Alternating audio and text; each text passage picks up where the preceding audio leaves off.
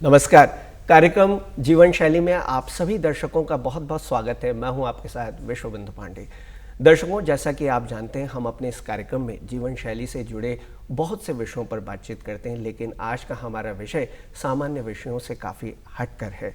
आज हम बात करेंगे ग्लैमर और जीवन शैली की, और इस विषय पर बातचीत करने के लिए हमारे साथ पूर्व मिस उत्तराखंड 2019 अनन्या बिष्ट हमारे साथ में हैं। अनन्या, आपका बहुत बहुत स्वागत है दूरदर्शन उत्तराखंड के स्टूडियो में। अनन्या, जैसा कि आज हम अपने इस कार्यक्रम में, हालांकि हमारे ये कार्यक्रम जीवन शैली से आधारित है और हम ऐसे कई सारे विषयों पर बातचीत करते हैं जो हमारी लाइफ स्टाइल को प्रभावित करते हैं, लेकिन आज हमने इसी तरह का कुछ अलग सा विषय चुना है, ग्लैमर और जीवन शैली। आजकल देखते हैं कि फैशन की जो दुनिया है उसमें ग्लैमर, अत्यधिक चकाचौंध और जो आकर्षित करने वाली सजावट है, ये ज़्यादातर ग्लैमर में आती है। जो लोग आकर्षक होते हैं वो ग्लैमरस कहलाते हैं। तो आज आप हमारे बीच में हैं, तो सबसे पहले, हालांकि आपके इंट्रोडक्शन के बारे में हर कोई आपको जानता है, लेकिन आपका इंट्रोडक्शन, आपका फैमिली बैकग्राउंड हम जानना चाहेंगे आप ही की जुबानी। नमस्ते, मेरा नाम अनन्या बिष्ट है। मैं देहरादून की रहने वाली हूँ। मेरा स्कूलिंग यहीं से हुआ है। उसके बाद मैं अपना ग्रेजुएशन करने के लिए बैंगलोर चली गई। मेरा ग्रेजुएशन के सब्जेक्ट्स थे computer science, mathematics and statistics. उसके बाद मैंने सोचा कि मैं थोड़ा बहुत गवर्नमेंट एग्जामिनेशंस और इन सब का तैयारी करती हूँ, तो मैंने डिसाइड किया वापस आने का 2019 में जी। उसी दौरान मेरी जो मम्मी हैं, उनका रुचि इस फील्ड में काफ़ी ज़्यादा था, तो उन्होंने मुझे थोड़ा सा मोटिवेट किया इस फील्ड में आने के लिए। एंड उन्होंने मुझे फॉर्म दिया मिस उत्तराखंड का कि फिल करके एक बार ऑडिशन देके देखते हैं क्या होता है आगे। तो मेरे गवर्नमेंट एग्ज़ाम्स के साइड बाय साइड ये भी चलता गया, तो दोनों चीज़ें साइड बाय साइड चल रही थी। एंड फिर 2019 में दिसंबर के टाइम पे मेरा ये चीज़ क्वालिफाई हुआ। एंड देन उसके बाद फिर मैं अपना मास्टर्स करने के लिए भी गई, बट 2 साल का बीच में गैप आ चुका था क्योंकि कोविड हो गया था। एंड मिस उत्तराखंड के बाद फिर मैं मिस इंडिया की ट्रेनिंग के लिए भी गई, तो बहुत सारी चीज़ें बीच में चल रही थी। एंड अभी रिसेंटली मिस उत्तराखंड 2019 आप रह चुकी हैं। ग्लैमर की दुनिया से आप जुड़ी हुई हैं। जैसा कि आपने कहा कि आपकी मम्मी ने प्रेरणा दी कि आप इस फील्ड में जाएं, तो उनके साथ में आप उन्हीं को प्रेरणा का स्रोत मानती हैं? मोटिवेशन वही है आपकी, या और लोगों का भी इसमें कुछ योगदान है? हाँ जी, मेन मोटिवेशन मेरी हमेशा से मम्मी रही हैं इस चीज़ के लिए। हाँ, ये कहना सही नहीं रहेगा कि पूरी फैमिली नहीं थी, पूरी फैमिली का बाकायदा पूरा सपोर्ट रहा है मुझे। बट जो एक पिलर ऑफ सपोर्ट होता है किसी चीज़ के लिए, वो डेफिनेटली इस चीज़ में मैं अपनी मम्मी को उस लेवल में रखना चाहूँगी। हाँ जी जी। अगर आप मिस उत्तराखंड न बनती, तो ये सामान्यतः से ये प्रश्न हर किसी से होता है कि अगर आप जिस फील्ड में आप जाना चाहती हैं, अगर आप उस फील्ड में नहीं जाती, तो आप क्या बनना पसंद करती हैं अनन्या? मेरा मेन एम मिस उत्तराखंड अगर नहीं होती तो उसके बाद मेरा डिफेंस था। मैं अभी भी अपना डिफेंस का तैयारी कर रही हूँ, एयरफोर्स का। तो अगर वो नहीं होता तो डेफिनेटली मैं एयरफोर्स में जाना प्रेफर करती जी। हाँ जी। जीवन शैली में जिस तरह से ग्लैमर, आप किस तरह से देखती हैं कि ग्लैमर किस तरह से जीवन शैली हमारी लाइफ स्टाइल का पार्ट है? जीवन शैली को अगर हम मद्देनज़र रखें तो ग्लैमर बहुत अट्रैक्ट करता है, एक सिर्फ यूथ को नहीं, हमसे जो बड़े हैं, हमारे पेरेंट्स या हमारे ग्रैंड पेरेंट्स, उनको भी ये चीज़ बहुत अट्रैक्ट करती है। अगर हम बॉलीवुड इंडस्ट्री बोले या कोई भी इंडस्ट्री बोले उस सेंस में, तो बहुत ज़्यादा प्रभावित करती है ये चीज़ एक नॉर्मल मिडिल क्लास फैमिली को, अगर हम इस स्पेसिफिकली बोलें। इसके अपने प्रोज भी हैं, अपने कॉन्स भी हैं। एडवांटेजेस में अगर हम ये बोलें तो आपको बहुत ज़्यादा नेम, फेम, सब कुछ मिलता है, बट आप बहुत सारी चीज़ें, ये फील्ड एक ऐसी फील्ड है जहाँ पे बहुत सैक्रिफाइसेस भी मतलब करने पड़ते हैं। हाँ जी, निश्चित रूप से। और ये चकाचौंध से भरी दुनिया है, और इसमें जो ग्लैमर है, जो कई सेलिब्रिटीज़ इसमें शामिल रहते हैं, पर्सनालिटी डेवलपमेंट भी इसका पार्ट है। अनन्या, जीवन शैली में खान पान, रहन सहन का बहुत ज़्यादा महत्वपूर्ण योगदान है। तो जब हम एक ऐसी सेलिब्रिटी से मिलते हैं, आप तो मिस उत्तराखंड रह चुकी हैं। तो किस तरह से आप अपने को फिजिकली और मेंटली इस चीज़ के लिए, इन प्रतियोगिताओं के लिए आपने अपने को तैयार किया, ये हमारे साथ में हमारी व्यूअर्स भी ज़रूर जानना चाहेंगे। देखिए, जब ये चीज़ स्टार्ट हुई थी उस टाइम पर 2019 में, तो हम लोग बहुत अनभिज्ञ थे, अनअवेयर थे इस चीज़ को लेके कि कहाँ पे क्या स्टार्ट करना है, क्या खाना है, क्या पहनना है, कुछ भी नहीं पता था। तो एक होता है ना छोटा सा बच्चा, उसको जिस तरीके से आप मोल्ड करेंगे वो उस तरीके से मोल्ड हो जाएगा। सेम इस चीज़ में भी है।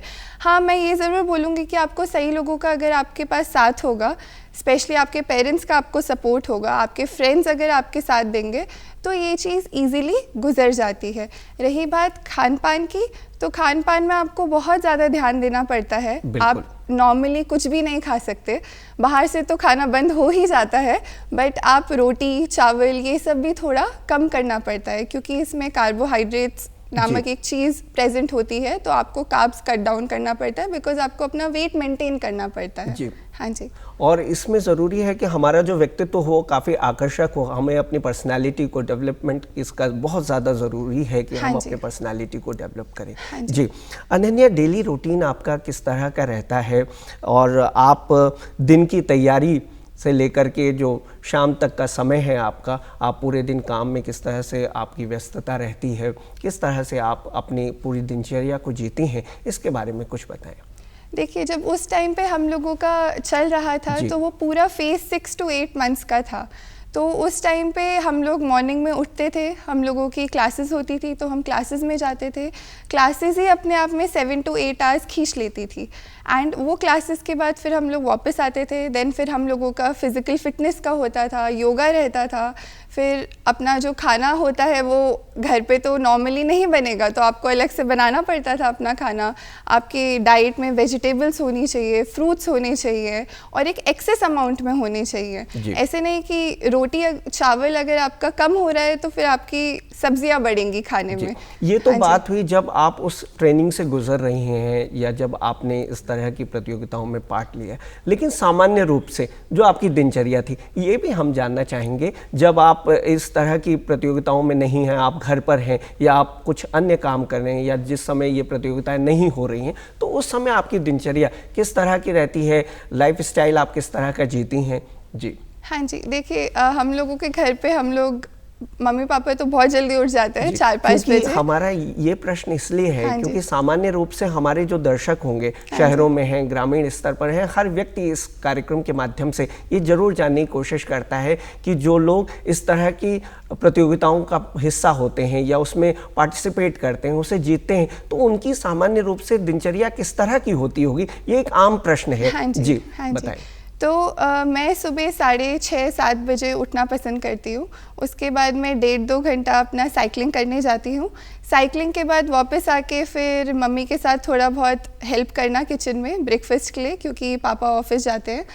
तो उसके बाद ब्रेकफास्ट किया पापा के साथ, देन फिर अपना पढ़ाई थोड़ा बहुत, फिर इस फील्ड के रिलेटेड थोड़ा बहुत आर्टिकल्स वगैरह पढ़ना, देन फिर दिन का लंच मम्मी के साथ, क्योंकि मम्मा ब्रेकफास्ट प्रेफर नहीं करती है, तो हम लोग साथ में लंच करते हैं। उसके बाद फिर तब तक पापा आ जाते हैं, पापा के साथ थोड़ा बहुत बातचीत, फिर दोबारा पढ़ाई, उसके बाद डिनर, एंड देन नॉर्मली अपना सोना। अनन्या, जब 2019 में आपने मिस उत्तराखंड के लिए आप चुनी गई, तो किस तरह का मन में आपको क्या लगा कि जब आपका सिलेक्शन वहाँ पे हो गया, और ख़ास तौर से हम ये भी जानना चाहेंगे कि आपके मन में क्या था जब आप इस तरह के कॉम्पिटिशन्स के लिए गई, और जब आपका वहाँ पे चुनाव हुआ तो मन में क्या आया, किस तरह का उस समय आपका मन था? देखिए, मन तो ये था कि हाँ, मम्मा के लिए करना था, तो थोड़ा बहुत वो एक मोटिवेशन था कि अपने पेरेंट के लिए करना है, तो वो एक मोटिवेशन था। बट जब बन गए तो एक बहुत उत्साह हुआ, खुद को नहीं बट खुद के साथ अपनी पूरी फैमिली को, पूरी कम्युनिटी को एक नेक्स्ट लेवल पे, नेक्स्ट स्तर पे लेके गए हम लोग। तो एक वो चीज़ थी। बाकी फिर सोचा कि आगे, इसके आगे और क्या करना चाहिए, आगे और क्या कर सकते हैं इसमें, तो वो सोचा। फिर मिस इंडिया के लिए प्लान किया, मिस इंडिया के लिए फिर पुणे ढूंढा ट्रेनिंग के लिए, फिर वहाँ पे प्लान करके वहाँ गए, एंड देन फिर आगे का प्रोसेस स्टार्ट हुआ हम लोगों का। जी बिल्कुल। और जब आप इस तरह की प्रतियोगिताओं में जाते हैं तो मन तो खुश होता ही है, साथ में ये भी होता है कि हम देश और समाज और दुनिया को ये बताएं कि हम इस काबिल हैं। ये जो भी फील्ड हो, चाहे वो इंजीनियरिंग का फील्ड हो, मेडिकल का फील्ड हो, या विभिन्न प्रकार के जितने भी फील्ड में लोग अपना करियर बनाना चाहते हैं या रुचि रखते हैं। अनन्या, मिस उत्तराखंड के बारे में आप हमें थोड़ा बताएं कि किस तरह का ये कंपटीशन होता है, वहाँ पर किस तरह से सिलेक्शन होता है? देखिए, पहला राउंड होता है हम लोगों का ऑडिशन, जिसमें वो आपको हर तरीके से परखेंगे। पहला आपका होगा वॉक का राउंड, देन आपका पर्सनालिटी का राउंड होगा, आपका Q&A होगा जिसको हम क्वेश्चन एंड आंसर राउंड बोलते हैं। क्वेश्चन एंड आंसर राउंड में वो आपका फैमिली बैकग्राउंड आपसे सब पूछना चाहेंगे। बेसिकली आपको जज नहीं कर रहे हैं, बट आपको जानना चाह रहे हैं कि हु आर यू, आप कौन हैं एज अ पर्सन। उसके बाद फिर आपको करंट अफेयर्स का नॉलेज होना ही चाहिए, जिस स्टेट को आप रिप्रेजेंट कर रहे हैं उसका नॉलेज होना चाहिए। ये सारी चीज़ें बहुत इंपॉर्टेंट है। इसके अलावा हम लोग ये आपका पहला राउंड हो जाता है, फिर आप लोगों का सिलेक्शन होता है। देन सिलेक्शन के बाद आपका जो नेक्स्ट राउंड होता है उसमें आपकी ट्रेनिंग स्टार्ट होती है, जिसमें आपका पर्सनालिटी डेवलपमेंट होगा, मेंटली आपको एनहांस करेंगे, आपको इमोशनली स्ट्रॉन्ग करेंगे, हर एक चीज़ में आपका वर्क होता है। ये अपने आप में 6 to 8 मंथ्स स्ट्रेच हो जाता है। एंड 6 to 8 मंथ्स की ट्रेनिंग के बाद, रिगरस ट्रेनिंग के बाद फिर आता है आपका फाइनल डे, जहाँ पे आपको हर तरीके से एक पूरा पैनल बैठता है 15-20 लोगों का, जो कि जज करेगा एंड आपको हर एक एस्पेक्ट में देखेगा कि आपने 6-8 मंथ्स में अपना पर्सनालिटी किस तरीके से ग्रूम किया है, आपने क्या सीखा है, क्या आपके एक्सपीरियंसेस हैं, वो उस दिन पे जज किए जाते हैं। जी बिल्कुल। और सुंदरता के साथ साथ में मन की सुंदरता आपकी, और ख़ास तौर से आपका जो इंटेलिजेंट लेवल है वो भी आपका बहुत ज़्यादा होना चाहिए। आप मन मस्तिष्क से ज़रूर हर प्रकार से आपको पुष्ट होना चाहिए, तभी आप इस तरह के कॉम्पिटिशन्स में पार्टिसिपेट तो खैर हर कोई करता है, लेकिन उसको जीत सकते हैं। अनन्या, ग्लैमर की दुनिया में लोग कहते हैं, और ये निश्चित रूप से साधारण रूप से देखा जाता है कि चैलेंजेस बहुत ज़्यादा आते हैं, कठिनाइयाँ होती हैं, हर क्षेत्र में कठिनाइयाँ होती हैं, लेकिन ये एक ऐसा क्षेत्र है जहाँ पर सुंदरता के साथ साथ में आपको माइंड से, बॉडी से काफ़ी हद तक कि इन सभी चीज़ों से आपको फाइट करनी होती है, और तब जाकर के आपका सिलेक्शन होता है, तब जाकर के आप कहीं पर अपने को स्थापित करते हैं। तो हम कार्यक्रम के माध्यम से भी और हमारे व्यूअर्स के मन में भी होगा कि क्या खास तौर से जो चैलेंजेस यहाँ पर, समस्याएं या कठिनाइयाँ आती हैं, चुनौतियाँ आती हैं, उनके बारे में आप जरा हमें बताएं। देखिए, पहली कठिनाई तो ये होती है कि आप अपने पेरेंट्स को कैसे कन्विंस करें इस चीज़ में, इस फील्ड में जाने के लिए। मैं बहुत फॉर्चुनेट थी कि मेरे पेरेंट्स मुझे कन्विंस कर रहे थे कि एक बार ट्राई करते हैं, बट मुझे ये पक्का पता है कि ये हर जगह पे नहीं होता है, हर बच्चे का नहीं होता, स्पेशली लड़कियों के लिए ये फील्ड उतनी इजी नहीं है जाने के लिए। दूसरा कठिनाई इसमें ये होता है कि आप इकोनॉमिकली, फाइनेंशियली कितना स्टेबल हैं, आप कितना इन्वेस्ट कर सकते हैं इस चीज़ में, क्योंकि ये फील्ड बहुत डिमांड करती है उस तरीके से। थर्ड आपका होता है कि आप इमोशनली, मेंटली कितना स्ट्रॉन्ग हैं, आप कितना सैक्रिफाइस कर सकते हैं इस चीज़ में, क्योंकि सैक्रिफाइस सिर्फ ऐसे नहीं होता कि आप टाइम में सैक्रिफाइस कर ले या सिर्फ खाना छोड़ दिया तो खाने में सैक्रिफाइस हो गया, नहीं, वो तरीके का सैक्रिफाइस नहीं। ये फील्ड एक अलग तरीके का सैक्रिफाइस डिमांड करती है इन टर्म्स ऑफ कि आपने अपना फैमिली को किस तरीके से आप कन्विंस कर रहे हैं। फैमिली को कन्विंस करना is something which is very important इस फील्ड में, क्योंकि मुझे ऐसा लगता है कि ये फील्ड में आप एक अच्छे लेवल का सक्सेस तभी आप हासिल कर सकते हैं जब आपकी फैमिली आपके साथ हो, क्योंकि फैमिली सबसे बड़ा बैकबोन, एक बहुत अच्छा इमोशनल सपोर्ट आपके लिए हो सकती है। इतना अच्छा इमोशनल सपोर्ट शायद ही आपके फ्रेंड्स भी नहीं होंगे उस टाइम पर जब आपका फैमिली आपको सपोर्ट करे। तो ये सारी कठिनाइयाँ फेस करनी ही पड़ती हैं। बिल्कुल। और माता पिता का आशीर्वाद ज़रूरी है, मन में लगन हो, मेहनत करने का जज्बा हो, तो आप निश्चित रूप से कहीं पर भी आपको सफलता मिल सकती है, चाहे वो कोई भी फील्ड हो। जी अनन्या, वर्किंग एक्सपीरियंस की बात करें, आपका एक्सपीरियंस, अनुभव किस तरह का रहा जब आप इन क्षेत्रों से जुड़े? एक्सपीरियंस की अगर बात करें तो मैं ये बोलूँगी कि हम लोगों ने एनजीओ में बहुत काम किया। इसके अलावा मतलब जब हम इससे जुड़े तो पैजेंट्री में एक टाइटल होता है, एक स्टेटमेंट होता है, ब्यूटी विद ब्रेन्स। बिल्कुल। तो अब अगर हम ये चीज़ में आ रहे हैं तो सोसाइटी में एक मिसकंसेप्शन होता है इस चीज़ को लेके कि सब लोगों को सिर्फ ग्लैमर फील्ड में जाना है। बिल्कुल नहीं, ये ज़रूरी नहीं है। हाँ, ये बोलना सच होगा कि आज की डेट में सब लोग 90% ऑफ द जेंट्री यूथ अगर इस फील्ड में आ रहा है, दे वुड वांट टू, वो जाना चाहेंगे ग्लैमर फील्ड में। बट वो जो 10% लोग हैं, 10% बच्चे हैं, वो लोग इस फील्ड के माध्यम से जो वॉइसलेस होते हैं, जो लोग अपनी आवाज़ सोसाइटी तक नहीं पहुंचा सकते, उन लोगों के लिए बोलना चाहते हैं।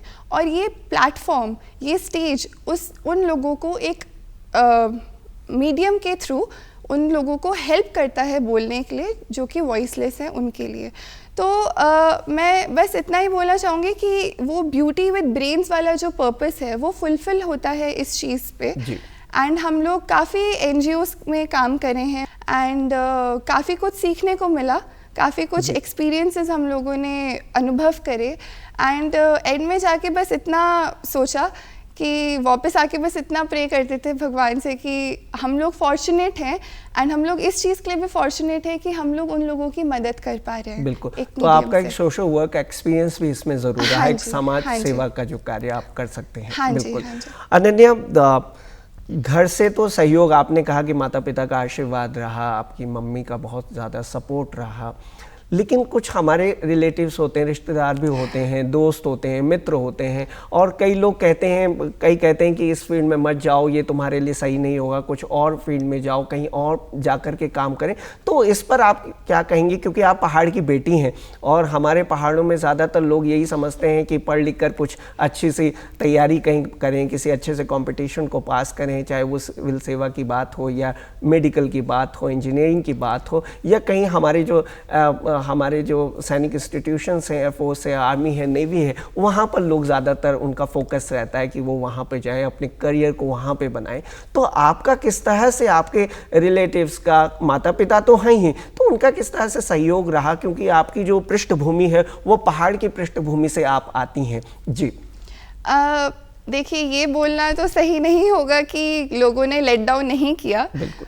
हुआ था, बहुत हुआ था, अभी भी होता है, कभी कुछ हटके करना चाहें तो होगा।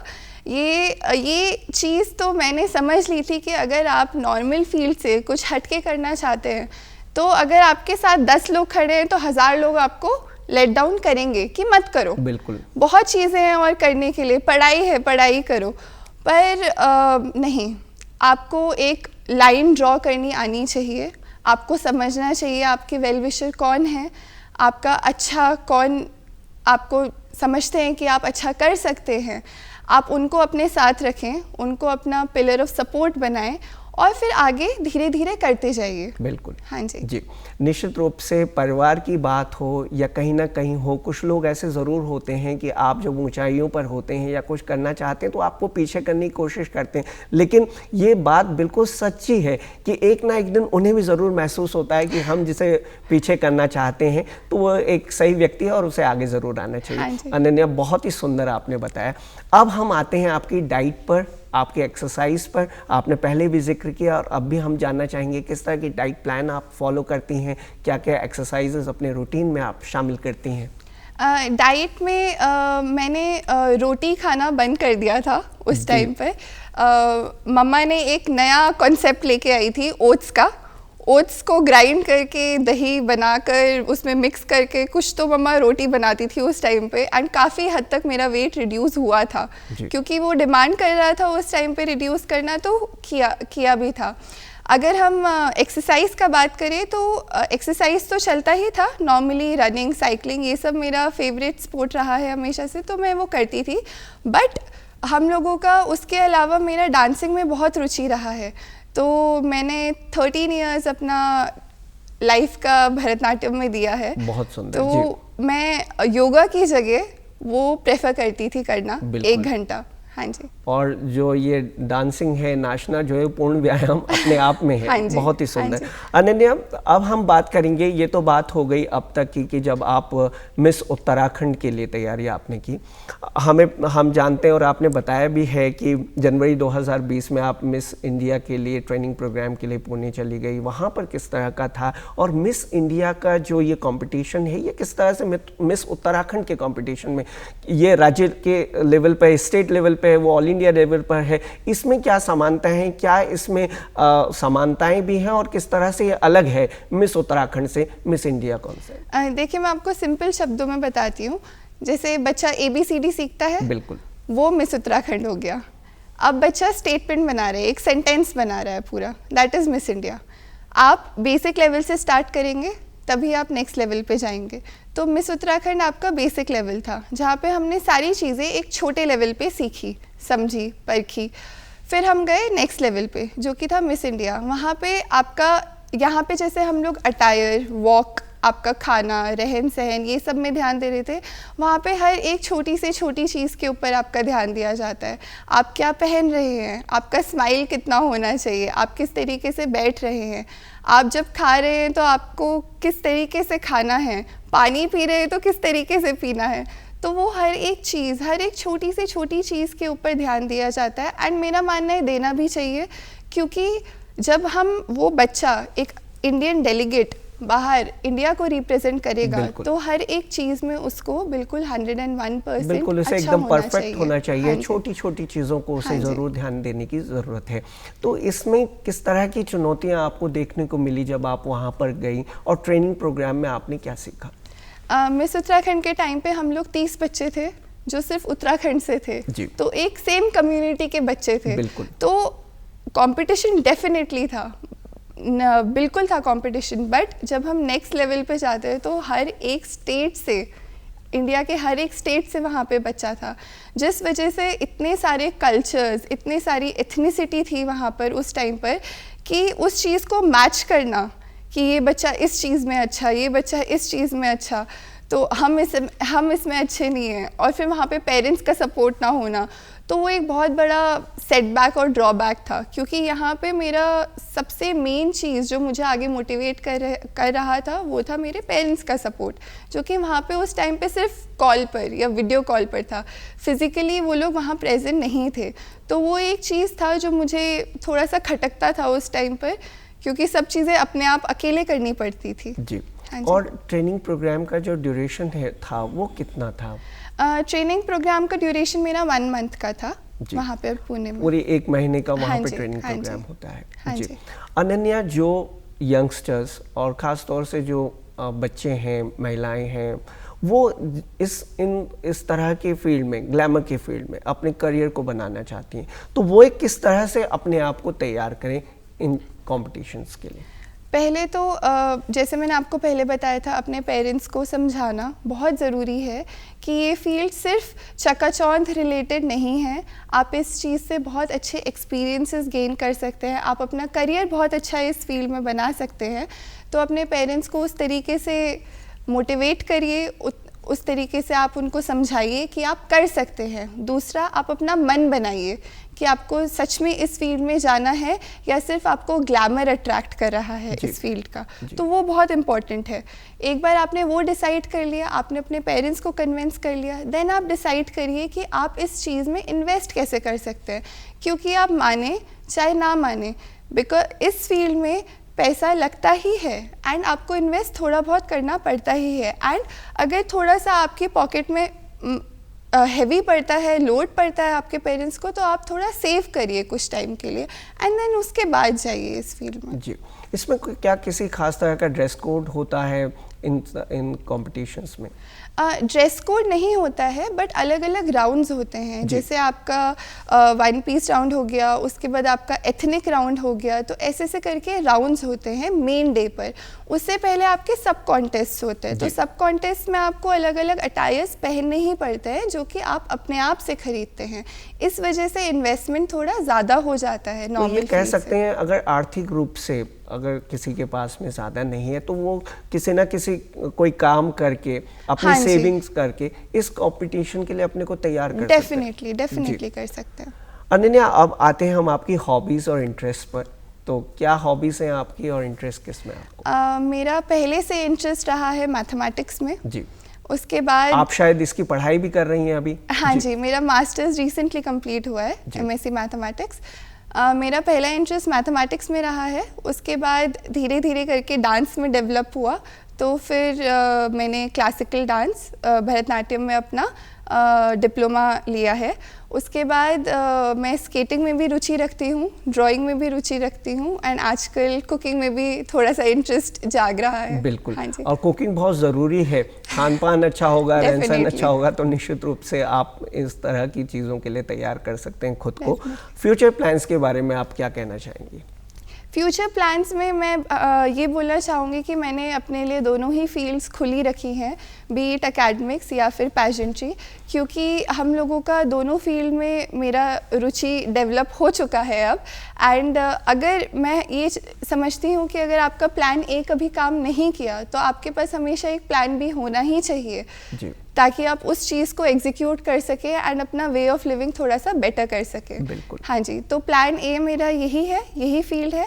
अगर ये काम नहीं किया तो डेफिनेटली मैंने अपना मास्टर्स अब कंप्लीट कर लिया है, तो मैं उसमें आगे अपना कंटिन्यू करना चाहूँगी। जी, और बिल्कुल अपनी जीवन शैली को बहुत ज़्यादा संतुलित करने की ज़रूरत है, इसमें बैलेंस क्रिएट करने की ज़रूरत है, तब जा कर के आप ग्लैमर की दुनिया में, चकाचौंध की दुनिया में कंपटीशन फाइट कर सकेंगे और मिस इंडिया हो या मिस उत्तराखंड हो, इस तरह के खिताब जीत सकेंगे।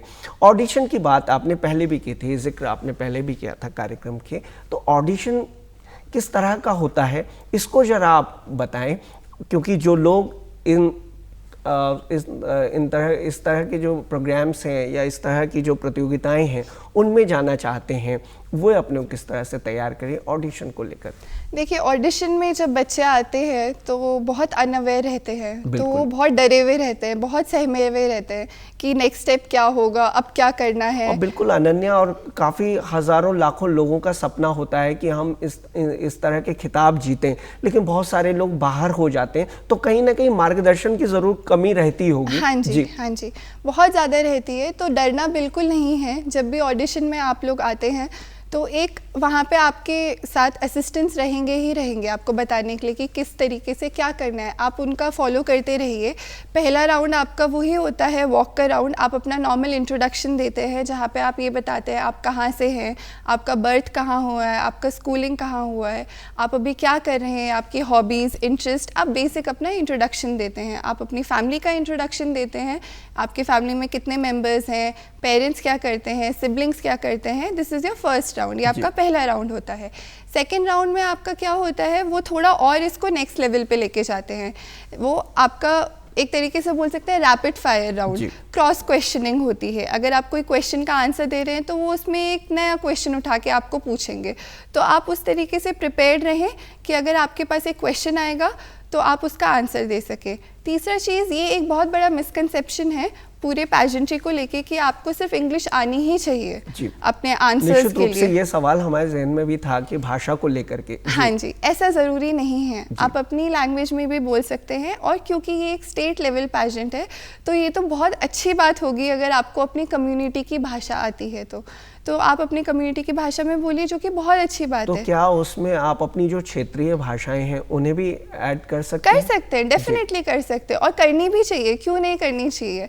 ये तो बहुत प्राउड की बात होगी अगर आपको अपनी भाषा में आप अपने आंसर्स दे रहे हैं और आप अच्छे से उभर कर अपने आंसर्स को बोल पाएंगे, तो ये तो बहुत अच्छी बात है। टिप्स आज के यंगस्टर्स के लिए आप जो देना चाहें आज की जनरेशन के लिए? टिप्स मैं ये देना चाहूँगी कि आप इस फील्ड को लेके इतना ज़्यादा अट्रैक्शन और ग्लैमर की तरफ भागिए नहीं। पहला चीज़ ये है कि आप समझिए कि ये फील्ड है क्या, आपको क्या दे सकती है, एट द एंड आपके करियर में कितना हेल्प कर सकती है ये फील्ड। दूसरा चीज़, आप अपने पेरेंट्स से एक बहुत ही बेसिक लेवल पर अच्छे से उनको समझाइए कि ये चीज़ आपको नहीं, आपके आने वाले आगे के भाई बहनों को, जनरेशन को, आपकी पूरी फैमिली को एक बहुत अच्छा हेल्प और सपोर्ट करेगी। तो अगर ये दोनों चीज़ें साथ में मिल जाएं, आपके पास आपके पेरेंट्स का सपोर्ट हो, फ्रेंड्स का सपोर्ट हो, डेफिनेटली इस फील्ड में सक्सेस है। बिल्कुल, बहुत ही सुंदर तरीके से आपने इन सारी बातों को हमारे साथ में किया। अनन्या, आपने कार्यक्रम के हमें समय दिया, आप इस कार्यक्रम में शामिल हुई, आपका बहुत बहुत धन्यवाद। Thank you. तो दर्शकों, ये था आज का कार्यक्रम जिसमें आज हमने ग्लैमर और जीवन शैली पर बातचीत की। हमें आशा है कि आपको ये कार्यक्रम ज़रूर पसंद आया होगा। अगले अंक में आपसे फिर होगी मुलाकात, तब तक के लिए नमस्कार।